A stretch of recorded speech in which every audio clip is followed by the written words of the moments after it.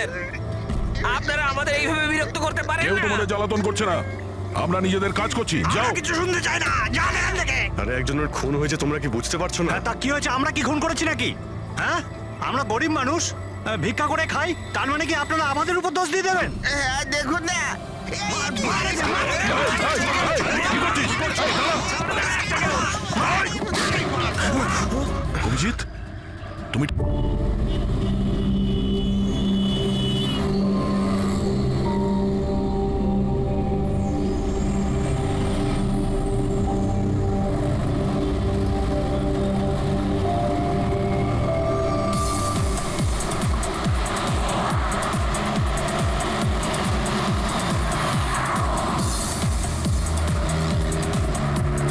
আরে সাহেব সাহেব সাহেব সাহেব, এটা নিন না। আরে দেখুন না দেখুন না দেখুন না, একটু ধরে দেখুন না, অনেক ডিসকাউন্ট পাবেন, অর্ধেক দামে দিয়ে দেবো আমি। না, না, চাই না। আরে একবার দেখুন না, অনেক ভালো কোয়ালিটির এটা। আরে ভাই, একবার আরে বললাম না, দেখুন না চাই না। দেখুন না, কোয়ালিটি দেখুন না। আরে শুনুন না ম্যাডাম, দেখুন না, আরে কোয়ালিটিটা দেখুন ম্যাডাম, কিনুন না, ভালো কোয়ালিটির এগুলো, খুব ভালো কোয়ালিটির ম্যাডাম। আরে কেন বিরক্ত করছো ভাই? একবার তো বললাম চাই না। ও ও, ও দাদা, এই ম্যাডামের মনে হয় কিছু একটা হয়েছে। আরে কিচ্ছু হয়নি ওর, আরে দেখুন না, ঘুমোচ্ছে। ওনার ঘাট থেকে রক্ত বেরোচ্ছে। কি? হ্যাঁ, দেখুন ওনার রক্তে ভেসে যাচ্ছে। সুচি? ওই যে, ওই দেখুন দেখুন, ওই যে সুচি?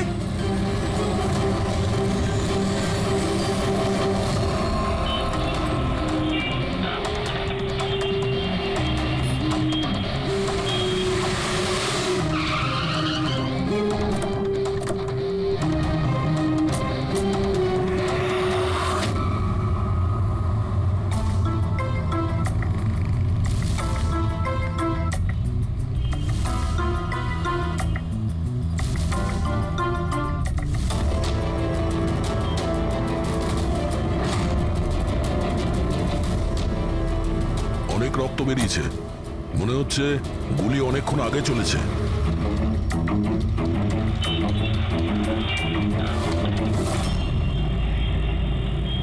এসব কি করে হলো মিস্টার? আশুতোষ। আচ্ছা, আর এনার নাম কি? ইনি আমার স্ত্রী সুচি। মানে বলতে চাইছি আমার ex wife Suchi. Ex wife? এসব কি করে হলো? জানি না স্যার, আমি কিছু জানতেই পারিনি। কিচ্ছু জানো না? তোমার এক্স ওয়াইফ তোমার পাশের সিটে বসেছিল, গুলি চললো, তুমি কিচ্ছু জানো না? এটা কি করে সম্ভব? আমার হাজব্যান্ড কখনো মিথ্যে বলেন না।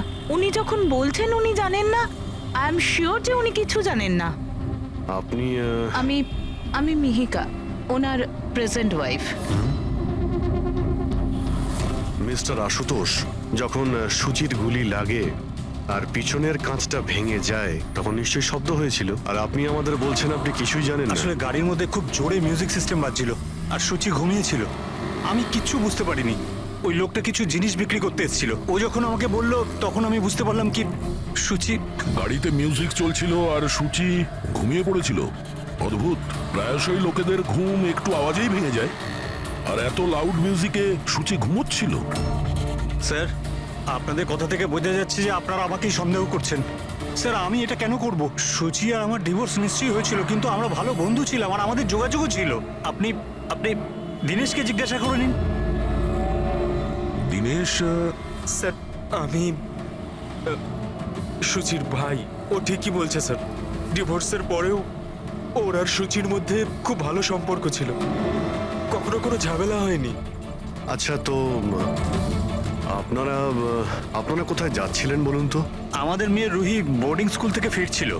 তাহলে এই সুচি কি গাড়িতে ওঠার পরেই ঘুমিয়ে পড়ে নাকি পরে? স্যার, ব্যাপারটা হলো আমাদের মধ্যে একটু আগে ঝগড়া হয়েছিল। আশুতোষ, রুহি স্কুল খুব ভালো, এই স্কুল চেঞ্জ করার কোনো দরকারই নেই। সুচি, এই স্কুলটার টাকা পয়সা খুব বেশি, আমি এর ফিসটা জোগাড় করতে পারবো না। কিন্তু আমি করতে পারি, আর আমি আমার মেয়ের এডুকেশনে কোনো কম্প্রোমাইজ করব সুচি, না। আমি তোমার থেকে টাকা নিতে পারবো না। কেন? ও, তোমার মেয়ে লিগো চলে আসে তাই না, যে আমি তোমার থেকে বেশি ইনকাম করি? জানো আমাদের ডিভোর্সের কারণ এটাই, যে একটা মেয়ে একটা ছেলের থেকে বেশি ইনকাম করে। সাফল্যটা মনের ব্যাপার, এটা স্বামী স্ত্রীর প্রতিযোগিতা নয়। তোমার সাথে কোনো তর্ক করতে চাই না, না এই ব্যাপারে কোনো কথা বলতে চাই। রুহি এই স্কুলেই থাকবে। তারপর আমাদের মধ্যে আর কোনো কথা হয়নি। আমার মনে হয়েছিল ঘুমিয়ে পড়েছে। আচ্ছা, এই যখন ঝগড়া হচ্ছিল তখন গাড়ি কোথায় ছিল, মানে কোন এলাকায়? স্যার, লিংক রোডের সিগন্যালে। কেপি থিয়েটারের পাশেই। আর তারপর কোন রাস্তায় গেছিলেন আপনারা? সেখান থেকে স্যার আমি লেফট নিলাম, ওই সামনে ফ্লাইওভারটা আর দেখে। সোজা এখানে চলে এসেছেন। হ্যাঁ স্যার। তার মানে প্রায় 2 কিলোমিটার এই গাড়িটা চলেছে। তার মানে 2 কিলোমিটারের মধ্যেই কোথাও গুলি চলেছে সূচির উপরে। পঙ্কজ, একটা কাজ করো তো, কেপি থিয়েটার থেকে এইখানে 2 কিলোমিটার অবধি চেক করে দেখো তো, যদি কোথাও কিছু প্রমাণ পাওয়া যায়, মানে কোথাও কাচের টুকরো পড়েছে কিনা দেখে নিও, ঠিক আছে? আর হেঁটে যেও। 2 কিলোমিটার স্যার? হেঁটে যাও। গুলিটা অদ্ভুত অ্যাঙ্গেল থেকে লেগেছে, এই নিচে, মানে গুলিটা উপর থেকে নিচে এসেছে, মানে যে গুলি চালিয়েছে তার হাত উঁচু করতে হয়েছে ফায়ার করার সময়। খোলা রাস্তায় কেউ গুলি মেরেছে আর কেউ দেখেনি? হতে পারে খুনি একটু দূরে ছিল, তাও গুলি করা খুবই মুশকিল ছিল এই চলন্ত গাড়িতে, আর তাও তখন যখন খুনি হয়তো গাড়িতে বা কোনো বাইকে ছিল। তবে এইভাবে গুলি করাটা কিন্তু সহজ নয় দয়া।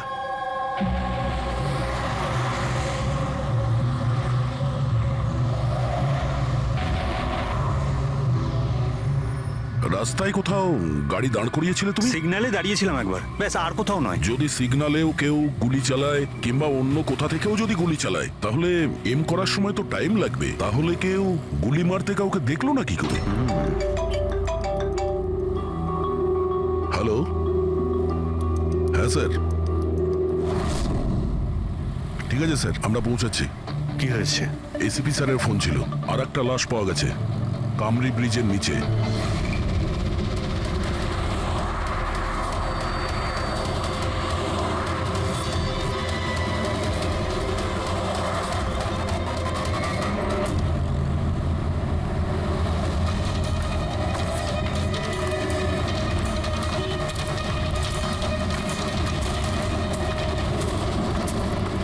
হ্যাঁ দয়া, স্যার, আপনি জানলেন কি করে এই লাশটার কথা? লোকাল পুলিশের কাছে আশেপাশের লোক কমপ্লেন জানিয়েছে। 2 ঘন্টা আগেই লাশ দেখেছে। মাথার পিছনে একটা চোট আছে আর পিঠের পিছনেও একটা গুলির চিহ্ন আছে। স্যার, একটা কথা মাথায় ঢুকছে না, কেউ একে এখানেই মেরেছে নাকি অন্য কোথাও মেরে এখানে নিয়ে এসেছে? দেখতে হবে ফেডরিক। স্যার, রাস্তায় একটা বাইক পাওয়া গেছে, আমার মনে হচ্ছে এই লোকটারই বাইক হবে।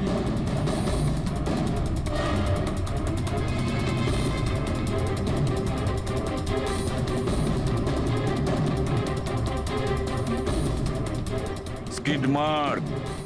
স্যার, মনে হচ্ছে এই লোকটা বাইকে যাচ্ছিল, কেউ পেছন থেকে গুলি করে দিয়েছে।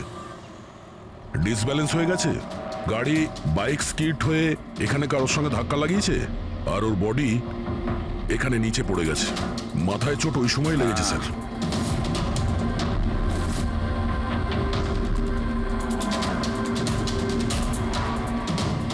স্যার, কিছুতেই বুঝতে পারছি না এই লোকটা কে। এর কোনো রকম আইডেন্টিফিকেশন নেই। আমি মিসিং পার্সনস ব্যুরোতে জিজ্ঞেস করে দেখবো কি? ফেডরিক, এত তাড়াতাড়ি কেউ মিসিং পার্সনস ব্যুরোতে রিপোর্ট করে না। একটা কাজ করো, আরটিওতে গিয়ে এই বাইকের রেজিস্ট্রেশন চেক করো, ওখানেই সমস্ত ডিটেলস পাওয়া যাবে যে মালিক কে। ওই কেসটার ব্যাপারে কি হলো কিছু জানতে পারলে? না স্যার, খুব অদ্ভুত কেস, বুঝতে পারছি না গুলি কে চালিয়েছে আর কোথা থেকে। পুরো এলাকাটা খুঁজে দেখেছি স্যার, কিন্তু কিচ্ছু পাইনি। ট্রাফিক পুলিশরা কি বলছে? স্যার, ট্রাফিক পুলিশ, ওখানে দোকানদার যারা দাঁড়িয়ে ছিল তাদের সবাইকে জিজ্ঞেস করেছি, কেউ খুনির ব্যাপারে কিচ্ছু জানে না। তাহলে সূচির ওপর গুলি চললো কোথা থেকে? দেখতে হবে। স্যার, আমি বলেছি তো আপনাদের, আমি জানি না সূচির গুলি কখন লাগলো, কিভাবে লাগলো। আশুতোষ, দীনেশ, মিহিকা, সূচির খুব কাছের না তোমরা তিনজন, কি তাই তো? তাহলে এটা বলো, সূচির মৃত্যুতে তোমাদের তিনজনের মধ্যে কার লাভ হতে পারে? তার মানে স্যার? স্যার, আমরা ওকে কেন মারতে যাব? ও স্যার, ও আমার নিজের বোন ছিল স্যার, নিজের বোন। আমি নিজের বোনকে কেন মারতে যাব? কোটি টাকা পাওয়ার জন্য। আবার কি কোটি টাকা পাওয়ার জন্য? এতে আমার কি লাভ হতো স্যার? আমার আর সুচির তো আগেই ডিভোর্স হয়ে গেছে। হতে পারে ডিভোর্সই ওই কারণটা। ডিভোর্সের পরেও আমি আর সুচি অত্যন্ত ভালো বন্ধু ছিলাম, বন্ধুর মতোই মিশতাম আমরা। এটাও তো হতে পারে যে তোমার প্রথমা স্ত্রীর সঙ্গে যে সম্পর্ক ছিল সেটা হয়তো দ্বিতীয় স্ত্রীর পছন্দ ছিল না। স্যার আপনি এসব কি বলছেন? ওদের মধ্যে ভালো সম্পর্ক ছিল, তাতে আমার কি? ওদের দুজনকে নিয়ে আমার কোনো প্রবলেম ছিল না, আমি ইনসিকিউর নই। যদি তোমাদের তিনজনের মধ্যে কেউ সূচিকে না মেরে থাকে, তাহলে সূচিকে কে মেরেছে? কে মেরেছে? আমি বলছি আপনাকে, সূচি একটা এনজিওতে কাজ করত। ও ওখানে একজন অ্যাকাউন্টেন্টের পর্দা ফাঁস করে দিয়েছিল, কারণ ওই মেয়েটা টাকা পয়সা নিয়ে গন্ডগোল করছিল। তোমার মনে হচ্ছে শেলির হাত হতে পারে এই সবের পেছনে? ইয়েস স্যার, ওকে অনেকবার হুমকিও দিয়েছিল। স্যার আমার তো মনে হচ্ছে কি এই কাজটা হয়তো পৃথ্বীর হতে পারে। আচ্ছা, এই পৃথ্বী কি? খুবই খুবই অসভ্য ধরনের লোক, ওই রোমিও টাইপের। সূচি পুলিশকে কমপ্লেনও করেছিল ওর বিরুদ্ধে, কিছুদিনের জন্য জেলেও গেছিল। ঠিক আছে, তোমরা তিনজন যেতে পারো। Thank you sir. Thank you sir. Thank you sir.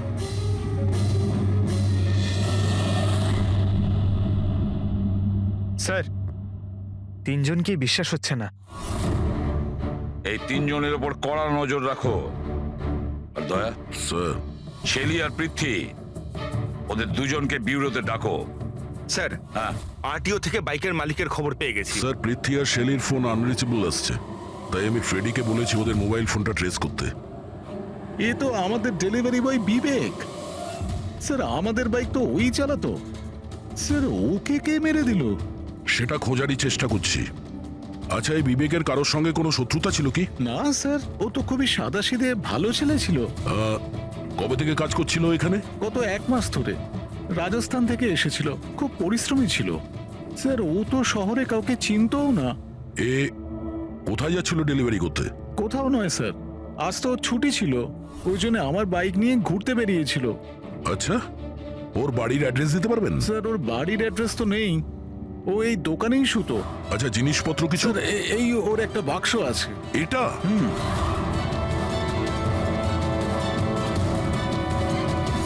Sir, এই লোকটার বক্স আর সবকিছু চেক করলাম, তাতেই সার্কাসের প্যাম্পলেট ছাড়া কিছুই পেলাম না। হয় ও সার্কাস খুবই পছন্দ করত, না হলে নিজের ফ্রি টাইমে প্যাম্পলেট বানিয়ে টাকা রোজগার করত। এটা এমন একটা মার্ডার যাতে কোনো সাসপেক্টই নেই। আচ্ছা, বিবেকের মতো এই ধরনের গরিব লোকদের মেরে কার কি লাভ হতে পারে? সেটাই তো। আর ওদিকে সূচি, দ্বিতীয় মার্ডার, যারা সন্দেহের তালিকায় অগণিত, তাদের মধ্যে যে কেউ গাড়ির সামনে গিয়ে গুলি করে মারতে পারে সূচিকে।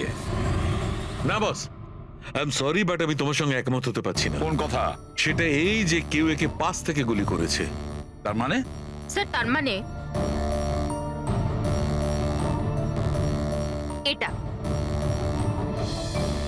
আরে এটা তো রাইফেলের গুলি। হ্যাঁ স্যার, আর এই গুলিটা সূচির গলায় এই এদিকে এখানটা আটকে ছিল। গুলি রাইফেল থেকে চললে তো অনেক দূর থেকে চালানো হয়েছে। হ্যাঁ একদম ঠিক, দূর থেকেও আর উঁচু থেকেও, এইসব আমি বলছি। এই দেখো বস, 50 ডিগ্রি অ্যাঙ্গেল থেকে সূচিকে গুলি করা হয়েছে। গুলি এখান থেকে এসেছে, কারের কাঁচের জানলা ভেঙেছে আর গিয়ে এর গলায় লেগেছে। এই গুলি যে অ্যাঙ্গেল থেকে চলেছে ডক্টর, কত দূর থেকে চলেছে এই গুলিটা? এই ধরো 70 ফিট দূর থেকে। তার মানে কোনো উঁচু বিল্ডিং থেকে চালানো হয়েছে। সে তৈরি হয়ে বসেছিল বিল্ডিং এর ওপরে গুলি চালানোর জন্য। একটা কাজ করো, ওই এরিয়ার ম্যাপটা বের করো। গুলি গাড়ির বাঁদিক থেকে এসেছিল, আর বাঁদিকে প্রায় অনেকগুলো এরকম বিল্ডিং আর হাই রাইজ টাওয়ার আছে স্যার। যে জায়গায় ওদের দুজনে ঝগড়া হয়েছিল সেখান থেকে সূচির লাশ যেখানে পাওয়া গেছে, তার মধ্যে প্রায় 15 থেকে 20টা টাওয়ার আছে। এর মধ্যেই কোনো একটা বিল্ডিং থেকে গুলি চালানো হয়েছে।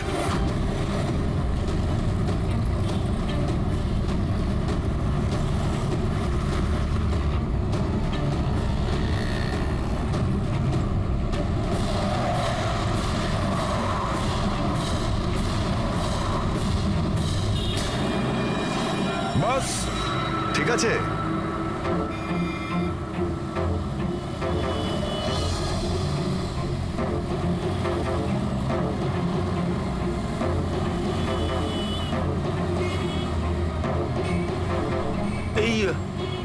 অভিজিৎ স্যারের হাতে ওটা কি? মার কাছে ফ্রেডি, ঠিক সেই হাইটে যে হাইটে সূচির গুলি লেগেছিল। আর আমার হাতে এই ডিজিটাল ডিস্টেন্স রিডার আছে। এর থেকে এই লেজার লাইট যদি ওই মার্কেট ঠিক যায় তাহলে তার মানে গুলি এখানে এই বিল্ডিং থেকেই চালানো হয়েছে। সব মাথার উপর দিয়ে গেল। ঠিক আছে, এটা এখনই করে দেখছি। হ্যাঁ দয়া, আমি তৈরি। ওকে। অভিজিৎ, একটু ডান দিকে এসো, ডান দিকে। হ্যাঁ, ঠিক হালকা আছে। হ্যাঁ, একটু বাঁদিকে। ব্যাস ব্যাস ব্যাস। ঠিক আছে। একটু পেছনে, একটু পেছনে। দেখেছো, এই লেজার ঠিক ওই মার্কে হিট করছে না, হিট করছে না ওখানে। গুলি এখান থেকে চালাইনি স্যার। এক্স্যাক্টলি।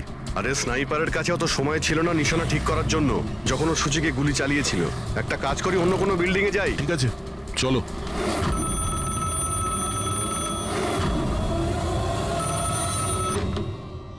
হ্যালো। হ্যাঁ, হ্যালো। আচ্ছা, এটা কি ফ্যান্টাসি সার্কাস জয়পুর রাজস্থানের অফিস?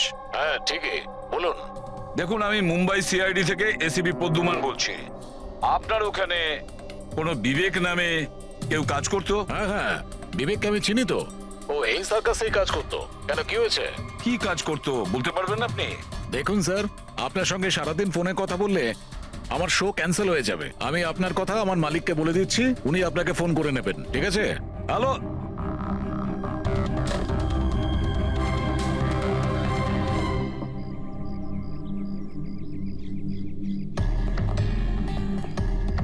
অদ্ভুত স্যার, বিল্ডিং এ কোনো গাড়ি দেখলাম না। মনে হয় গুলি এখান থেকেই করা হয়েছিল।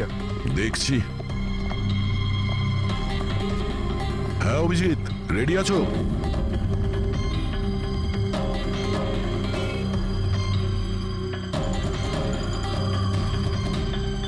না অভিজিৎ, এখান থেকে টার্গেট ঠিকঠাক লাগছে না। একটু ডান দিকে এসো, ডান দিকে। আর একটু। হ্যাঁ, পারফেক্ট পারফেক্ট। এখানে লেগে গেছে নিশানা। তার মানে হলো সূচি এখানেই ছিল যখন ওর গুলি লাগে। পঙ্কজ, ফ্রেডি, একটু আশেপাশে দেখো ওই স্নাইপার কোনো প্রমাণ ফেলে গেছে কিনা। কিন্তু ভাই দয়া, এখানে তো কোনো স্পিড ব্রেকারও নেই। সে এমন কোন স্নাইপার হবে যে ওই বিল্ডিং এ বসে এত দ্রুত যাওয়া কোনো গাড়িতে নিশানা লাগাবে যেটা সূচির ঘাড়ে গিয়ে লাগবে। হ্যাঁ, এটা তো সত্যি। আশুতোষ, যখন তোমার গাড়িটা এখানে ছিল, হ্যাঁ তখন কোনো কারণে তোমার গাড়িটাকে স্লো করতে হয়েছিল কিংবা দাঁড় করাতে হয়েছিল, কিছু মনে আছে?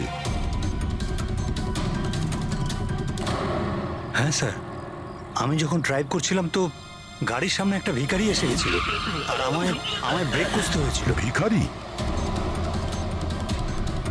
হ্যাঁ, কি হলো? এইদিকে কিচ্ছু নেই স্যার। কিছু নেই? ওদিকেও কিছু নেই স্যার। ওই ভিখারি দেখতে কেমন ছিল? স্যার, ওর এক হাতে তো একটা ক্রাচ ধরা ছিল, অন্য হাতে লাল পোটলা, গলায় গামছা আর মাথায় অর্ধেক টাক ছিল। অভিজিৎ, এই ফ্লাইওভারের নিচে অনেক ভিখারি থাকে, ওদের মধ্যে কেউ একজন হবে। হ্যাঁ, আমি শুনলাম আশুতোষ যা বললো ভিখিরির ব্যাপারে। আমি নিচে গিয়ে দেখছি। এই কে তোমরা? কাকে জিজ্ঞেস করে ওপরে এসছো? তুমি এখানকার ওয়াচম্যান? ডিউটিতে কেন ছিলে না? আমার ইচ্ছে। এই তোমরা কি আমাকে ডিউটি শেখাচ্ছ? সিআইডি। সিআইডি? জানো তোমার জন্য এখানে একজন মহিলার খুন হয়ে গেছে? আমার জন্য খুন? কেউ এই ছাদ থেকে একজন মহিলাকে নিচে গুলি মেরেছে। কি জানো ওই ব্যাপারে?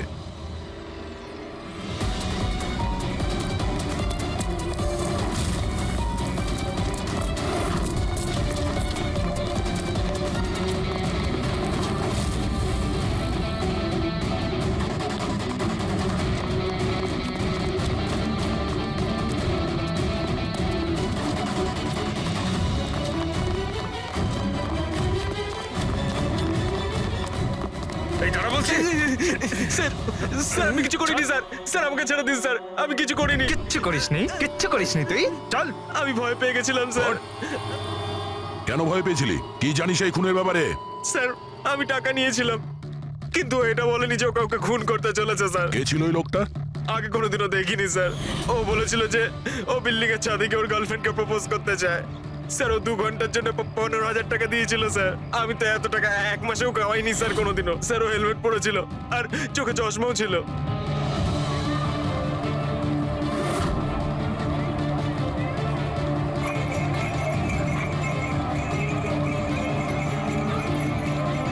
আরে ভাই শোনো, ও দাদা, আচ্ছা এখানে এমন কাউকে তোমরা দেখেছো যে মাথায় লাল গামছা বাঁধে, লাল রঙের একটা বোঁচকা আছে আর লাঠির সাহায্যে হাঁটেও? আরে দাদা শোনো, এমন কাউকে দেখেছো যে মাথায় লাল রঙের গামছা বাঁধে, লাল রঙের একটা বোঁচকাও রাখে আর খুঁড়িয়ে খুঁড়িয়ে হাঁটে? দেখোনি?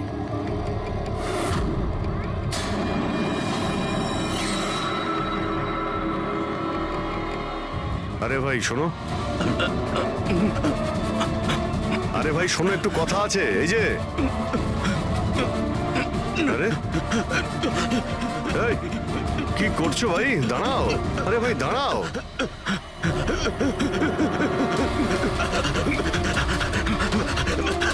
আরে আমি কিছু করিনি, আমার কাছে কোনো টাকা পয়সা নেই, আমি কোনো কিছু চুরি করিনি, আমি একজন ভিখারি। আরে ছেড়ে না আমাকে। ল্যাংড়া সাজার নাটক করছিস? তুই জানিস ল্যাংড়াদের কতটা কষ্ট হয়? আরে কতবার করে বলবো, আমার কাছে কিছু নেই, আমি রাস্তার ভিখারি, আমি সত্যি বলছি। এই, তুই সেদিন ইচ্ছে করে লাল গাড়ির সামনে পড়েছিলি না? কোন লাল গাড়ি? আমি কোনো লাল গাড়ির সাথে আসেনি তো। স্যার এটা কি গুন্ডামি হচ্ছে? আপনি ওকে ছেড়ে দিন, এটা কিন্তু ঠিক হচ্ছে না, আমি বলে দিচ্ছি কিন্তু। সর। আমি সিআইডি থেকে। আরে আমি কোথায় পালাচ্ছিস? ভদ্রভাবে বলে দে, না হলে আমি রেগে গেলে কিন্তু এর ফল খুবই খারাপ না, হবে। স্যার, আপনি যদি সত্যি সিআইডির লোক হন, আমি সব বলছি। একটা লোক আমাকে টাকা দিয়েছিল এসব করার জন্য, আর ও বলেছিল যে যখনই একটা লাল গাড়ি আসবে তার সামনে পড়ে যেতে, তাই আমি করেছিলাম স্যার। তুই কি করে জানলি যে লাল গাড়ি কখন আসবে? ওই ছাদে একটা লোক দাঁড়িয়ে আমাকে ইশারা করছিল, ওই রকমই। ও যে ইশারা করবে আমি তখনই লাল গাড়ির সামনে উল্টে পড়ে যাব। প্ল্যান ছিল স্যার। জানিস একটা মহিলার খুন হয়ে গেছে তোর এই প্ল্যানের জন্য? সাহেব আমাকে ক্ষমা করে দিন, দেখুন আমি রাস্তার একজন ভিখারি। ঠিক আছে, তুই এটা বল, ওই লোকটা দেখতে কেমন ছিল? ওই স্যার, ও হেলমেট পরেছিল, মোটরসাইকেলে এসেছিল, আমি তো ওর মুখটা দেখতেই পাইনি। আরে ভাই কিছু তো দেখেছিলি, কিছু তো শুনেছিলি। ওর একটা ফোন এসেছিল, ফোনে বলছিল যে তাড়াতাড়ি দেখা করতে এসো, আর উত্তরে বললো যে আমি ওখানে পৌঁছচ্ছি। কোথায় কোথায় পৌঁছতে বলছিল, তোর মনে আছে কিছু? হ্যাঁ, মনে পড়েছে, ভান্ডুপ মিল। ভান্ডুপ মিল, ভান্ডুপ মিল। আচ্ছা ঠিক আছে, ঠিক আছে, ফিরে এসো, আমি স্যারকে ইনফর্ম করছি। Okay sir.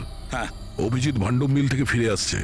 ও বলছে যে মিল একদম ফাঁকা পড়ে আছে, কোনো প্রমাণই ওর হাতে পড়েনি। খুনি তো ওখান থেকেই পালিয়ে গেছে। হতে পারে অভিজিৎ পৌঁছানোর আগেই ওখান থেকে ও পালিয়ে গেছে। পঙ্কজ। হ্যাঁ স্যার। পঙ্কজ একটা কাজ করো, যখন সুচির গুলি লেগেছিল ঠিক ওই সময়ে ওই এরিয়াতে কতগুলো মোবাইল অ্যাক্টিভ ছিল খোঁজ নাও। স্নাইপারের ফোন ওদের মধ্যেই কারোর হবে। স্যার হ্যাঁ হ্যাঁ পঙ্কজ, এটাও দেখো ওর মধ্যে কতজন লোক ভান্ডুপ মিলে গেছিল। স্যার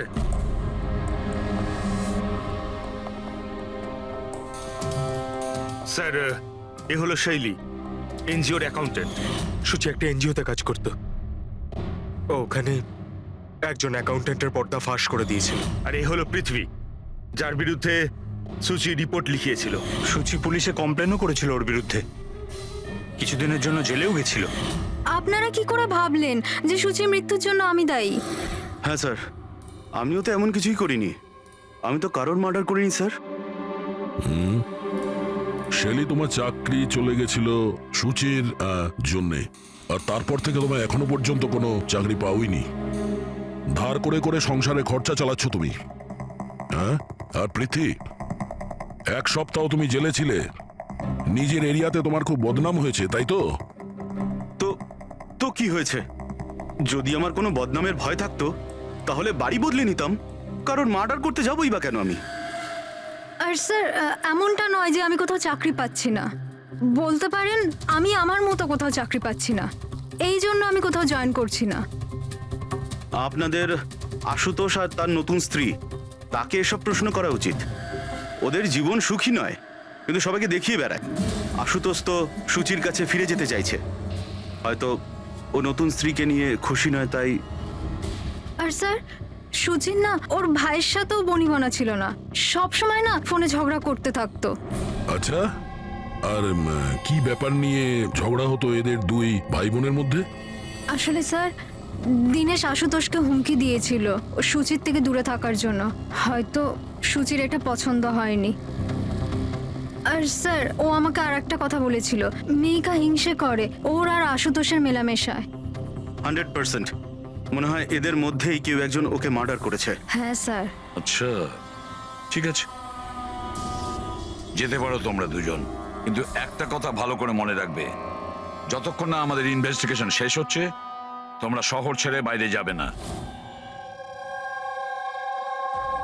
এই কেসে কারোর কথার উপর ভরসাই করতে পারছি না স্যার, মনে হচ্ছে সবাই মিথ্যে কথা বলছে। হ্যাঁ, সে যেই হোক খুব বড় প্ল্যানিং করেছিল। প্রথমে ভিখারিকে টাকা দিয়েছে, একটা ওয়াচম্যানকে হায়ার করেছে, আর তারপরে স্নাইপারকে হায়ার করেছিল। আর ঠিক সময় আসতেই ও সুচিকে গুলি করে মারে। স্যার, হ্যাঁ, স্যার যে সময় ওর ওপর গুলি চালানো হয়েছিল স্যার, তখন ব্রিজের আশেপাশে 2000 লোকের মোবাইল অ্যাক্টিভ ছিল। তাহলে ওই সময় কোন মোবাইল ফোন পাণ্ডু মিলের দিকে গিয়েছিল? একটা নাম্বার গিয়েছিল, কিন্তু সেটা প্রাইভেট নাম্বার, তাই ট্র্যাক করতে পারিনি। আর কি বলতে পারো এই নম্বরের ব্যাপারে? এটাই স্যার, ওটা মিল অব্দি গেছিল কিন্তু দাঁড়ায়নি, ওটা সোজা কামরি ব্রিজের দিকে চলে গেছিল, আর ওখান থেকে সিগন্যাল পাওয়া যাচ্ছিল না। কামরি ব্রিজ?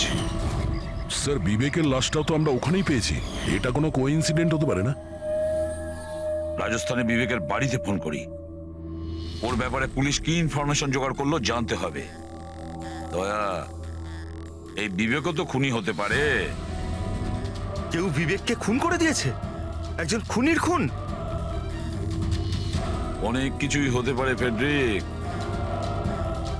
এই কেসে অনেক কিছু হতে পারে।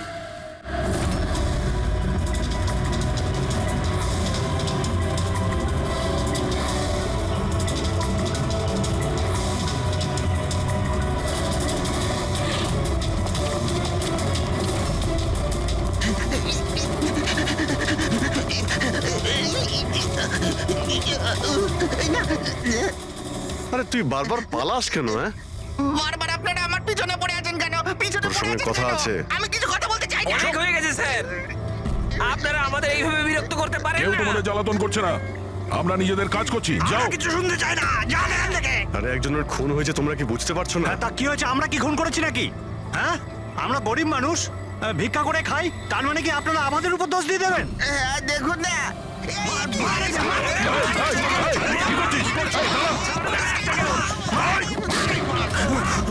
অভিজিৎ, তুমি ঠিক আছো? আরে না, ও নো, রক্ত বেরোচ্ছে। কি করলে তোমরা? হ্যাঁ, এই দেখ, এই লোকটা টাকা দিয়েছিল তোকে। স্যার ও মারা গেছে? হ্যাঁ, ও মারা গেছে। ভালো করে দেখ, এটা কি সেই লোকটা যে তোকে গাড়ির সামনে করতে বলেছিল? একটু জুম জুম করুন।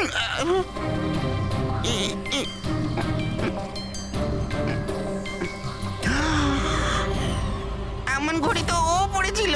হতে পারে যে লোকটা একে টাকা দিয়েছে সেই প্রমাণটা লোপাট করার জন্য ওকেও মেরে দিয়েছে। চালায় বললাম আমি, ধরেছে তো ছাড়তে হ্যাঁ পঙ্কজ, চাইছে না।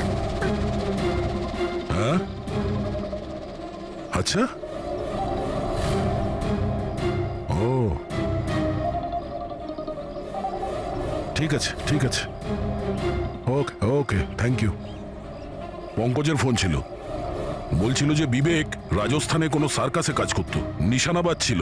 1 মাস আগেও সার্কাসের চাকরি ছেড়ে দিয়েছিল, বলেছিল মুম্বাইতে একটা বড় চাকরি পেয়েছে ও। আর হ্যাঁ, যাওয়ার সময় ওই রাইফেলটা ওটাও চুরি করে নিয়ে গেছিল। রাইফেল চুরি করে এনেছিল?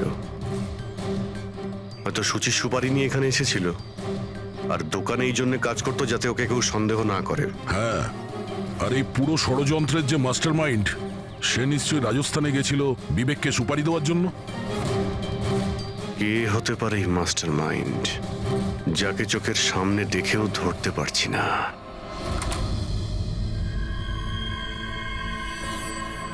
আরে মিস্টার আশু, স্যার আপনারা এখানে? মিস্টার আশু, ওই লোকটার ব্যাপারে জানতে পেরে গেছি যে সূচিকে গুলি করেছিল। বাহ, wow, that's a great news. আপনারা ধরেছেন ওনাকে? বিবেক নাম ওর। আপনারা কোনো বিবেককে চেনেন?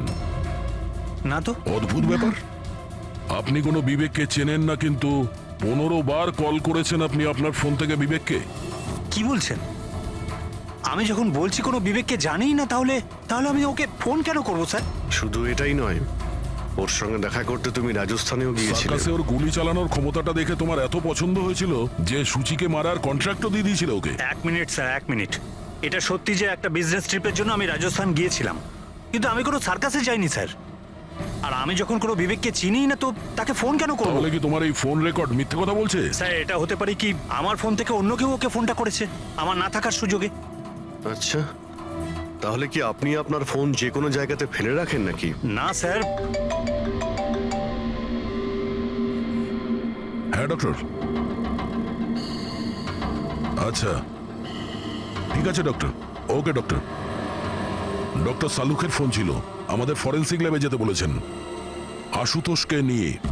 বস, মেয়েটা এইখানে বসেছিল এই সিটে, আর এই অংশটা হচ্ছে সিটের পেছনের দিকটা, আর এটা হচ্ছে লিভার যার দ্বারা সিটটা আগে পিছে হয়, আর এই লিভারটাকে জাম করে দেওয়া হয়েছিল। এই দেখো। লিভার জাম করে দিয়েছে? হ্যাঁ তাই তো। বাস এইটুকুই স্যার, সেই জন্য আপনি আমাদেরকে ডেকে আনলেন? পঙ্কজ, তুমি একটু আমার কথাটা শোনো।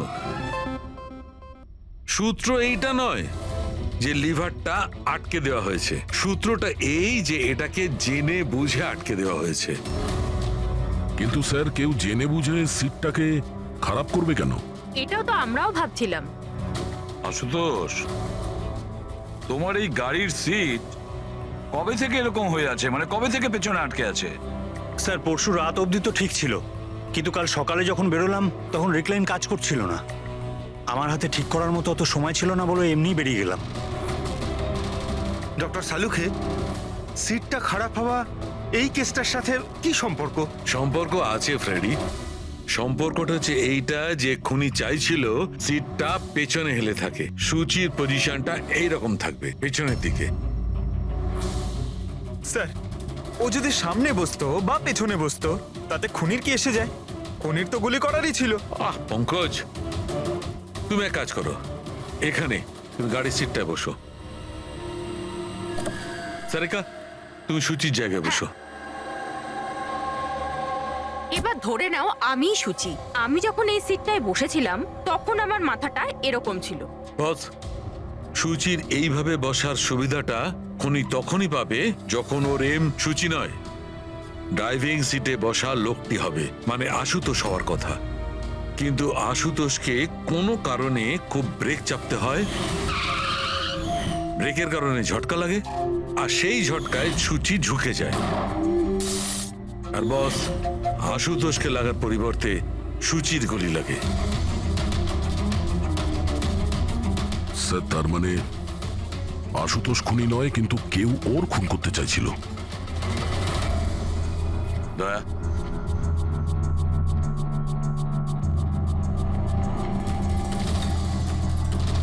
আশুতোষ। হ্যাঁ স্যার। তুমি একটা কথা বলো, তোমার কি কোনো শত্রু আছে? এমন কোনো শত্রু যে তোমাকে প্রাণে মেরে ফেলতে চায়? ভেবে চিনতে বলো, ভাবো। না স্যার, আমার কারোর সাথে কোনো শত্রুতা নেই। না আশুতোষ, কেউ তো নিশ্চয়ই হবে যে তোমাকে প্রাণে মেরে ফেলতে চায়, তোমার সিটের লিভারটা জাম করে দিয়েছে। না স্যার, এটা তো হতেই পারে না, কারণ এই গাড়িটার একটাই মাত্র চাবি, আর সেটা সবসময় আমার কাছেই থাকে। আমি তো কিছুই বুঝতে পারছি না আমি স্যার, যে এসব কি করে হলো। কোনো ব্যাপার নয় আশুতোষ, ও যেই হোক না কেন আমরা খোঁজার চেষ্টা করব যে কে তোমাকে মারার চেষ্টা করছে। ঠিক আছে, চলো যাই, চলে এসো। হ্যাঁ স্যার। স্যার, স্যার, আমরা আশুতোষকে ছেড়ে দিলাম কেন? খুনি যদি আবার ওর ওপর আক্রমণ করে তাহলে? দেখে যাও তুমি পঙ্কজ, এবার আমরা আশুতোষের প্রতিটা মুভমেন্ট ট্র্যাক করব, সব কথা আমরা শুনতে পাবো। স্যার, সেটা কিভাবে? দয়া যে ট্রান্সমিটার বাগ লাগিয়ে দিয়েছে।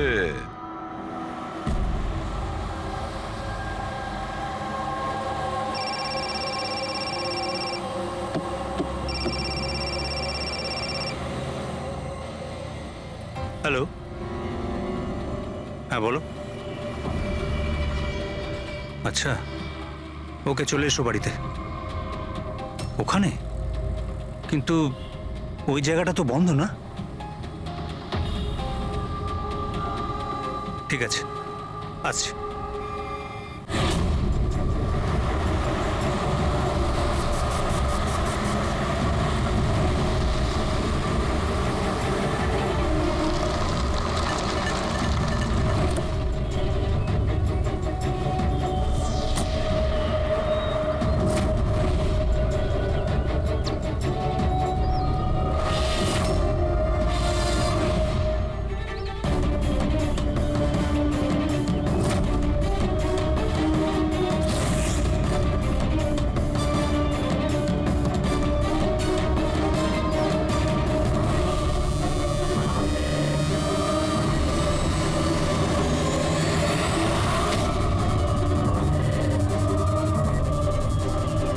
এটা কি করছো? গান? মাই গড, গুলির আওয়াজ পেলাম দয়া।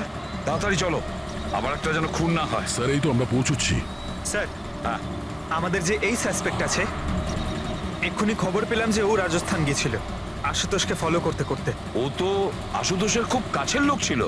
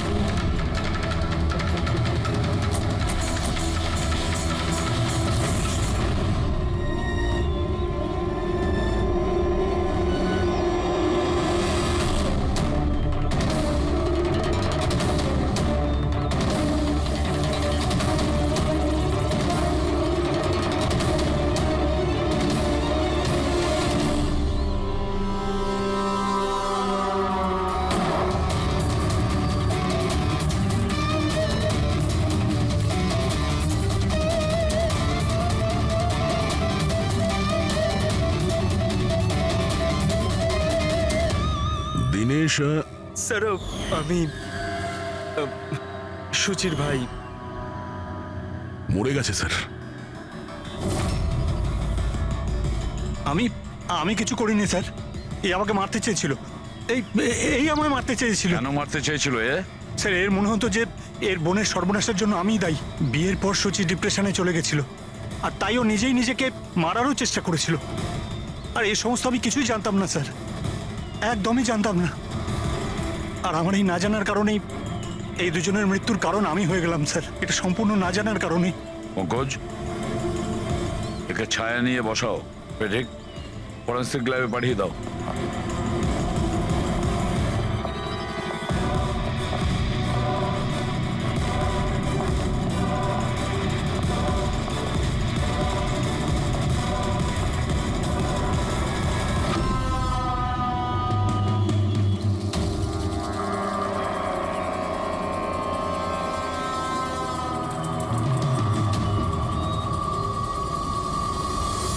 গল্পে একটা নতুন টুইস্ট। আশুতোষ,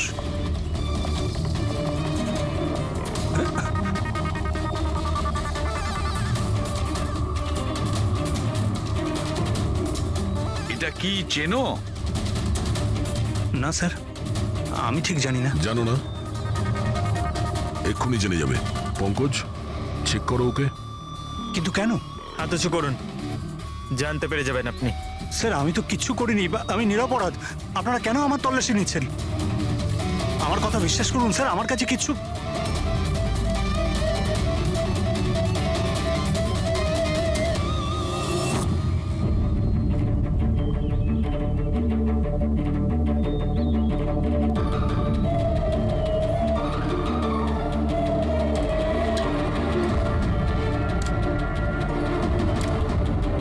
স্যার, এই নিন ও রাবার বুলেটস। আমি জানি না স্যার যে এর থেকে কি প্রমাণ হচ্ছে। কি প্রমাণ হয়?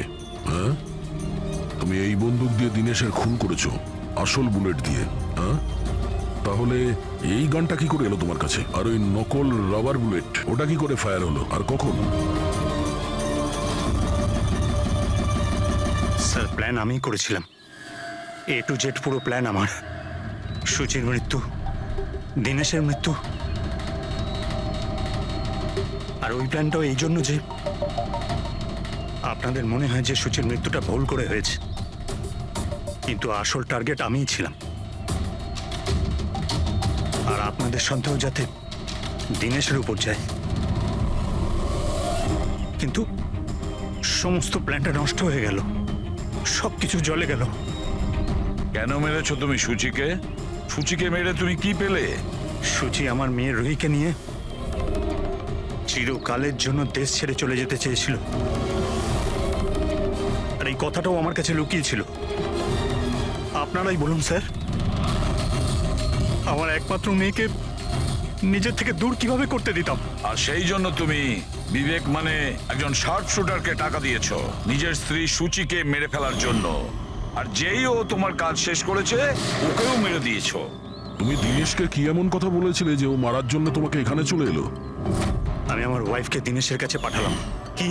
হ্যাঁ দিনেশ, আমি এক্ষুনি জানতে পারলাম যে আশুতোষই তোমার বোনকে মেরেছে, আর ও তোমাকেও মারতে চায়।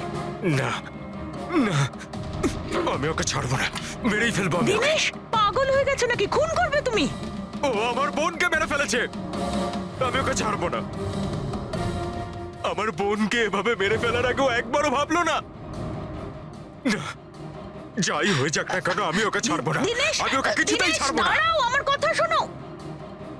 আর সুযোগ পেয়ে ওর বন্দুকটা বদলে দিল। তাহলে দিনেশ তোমার উপর যে গুলিটা চালাচ্ছিল সেটা নকল ছিল? হ্যাঁ, মারপিটের সময় আমি ওই গানটা বদলে দিয়েছিলাম, যাতে আপনাদের মনে হয় কি আত্মরক্ষার জন্য আমি দিনেশকে মেরেছিলাম, আর আপনাদের সামনে আমি নিরপরাধ বলে সাব্যস্ত হই। কি রেখে গেলে তোমার ছেলের জন্য? না মা না বাবা। ওই সন্তানকে পাওয়ার জন্য তুমি ওরই মাকে মেরে ফেলেছো, আর এই অপরাধে তুমিও আজীবন জেলের গড়াদের পেছনে থাকবে। বলো আশুতোষ, কি পেলে তুমি নিজের ছেলেকে এভাবে অনাথ করে? কি পেলে?